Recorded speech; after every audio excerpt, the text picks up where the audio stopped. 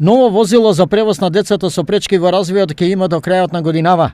Оптимизмот представниците од Сдруженијето Сплотини срца го темелат на даденото одобрение од Министерството за труд и социјална политика за набавка на истото. Ќе ни падне камен од срцето бидејќи конечно децата во Коречки, нивните водители кои што беа најтешко, најзасегнати, конечно ќе видат и тие барем едно подобрување. 13.500 евра е сумата што родителите на децата со пречки во развој успеа за помалку од половина година да ги обезбедат за купување на вакво возило. Денес ќе се уплатат 180.000 денари на сметката на Центарот за социјална работа, добиени како грант од општина Штип.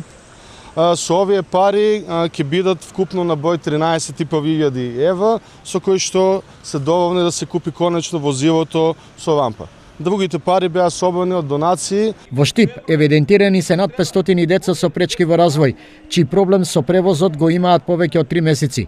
Во Македонија се над 100.000 деца со пречки во развој со идентични проблеми.